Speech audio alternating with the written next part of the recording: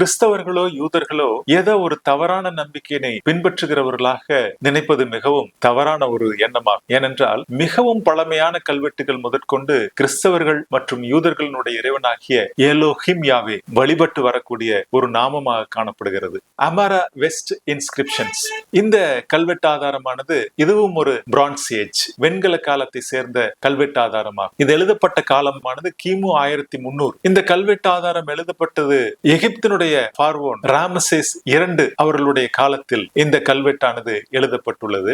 இந்த கல்வெட்டிலும் சாஷு ஆஃப் யாவே என்று யாவே என்ற இறைவனுடைய நாமமானது குறிப்பிடப்பட்டுள்ளது. இன்றைக்கு இது 3300 ஆண்டுகளுக்கு முற்பட்ட இன்ஸ்கிரிப்ஷனாக காணப்படுகிறது. முகமது நபி அவர்களுக்கோ 1900 ஆண்டுகள் முற்பட்டதாகும். அடுத்த கல்வெட்டு ஆதாரமானது குண்டலிட் அஜ்ரூட் இன்ஸ்கிரிப்ஷன்ஸ்.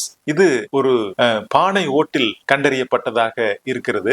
இந்த ஆதாரமானது அயன் ஏஜ், அதாவது இரும்பு காலத்தை சேர்ந்தது.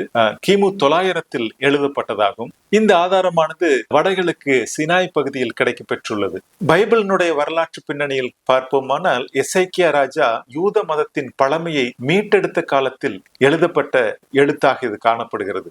முகமது நபிக்கு 1500 ஆண்டுகளுக்கு முன் எழுதப்பட்டதாகும். இந்த எழுத்துக்களிலும் யாவே ஆஃப் சமாரியா, யாவே ஆஃப் தேமான் என்ற வார்த்தைகள் இந்த எழுத்துக்களில் காணப்படுகின்றன. யாவே தேவனை பற்றிய அடுத்த கல்வெட்டு ஆதாரம் என்னவென்றால் மீசா ஸ்டீலா, அதாவது இதை நடுகள் என்று சொல்வார்கள். இந்த மீசா ஸ்டீலா எழுதப்பட்ட காலமானது இரும்பு காலம், அயனேஜ் சேர்ந்தது. இது கிமு 840 எழுதப்பட்டதாகும். இது தீபான் என்ற இடத்தில் இருந்த மோவாபிய கல்வெட்டாகும். இது மோவாபிய மொழியில் எழுதப்பட்டு அதிலும் கூட யாவே என்ற வார்த்தையானது குறிப்பிடப்பட்டுள்ளது. இந்த கல்வெட்டானது முகமது நபி அவர்களுக்கு 1440 ஆண்டுகளுக்கு முற்பட்டது.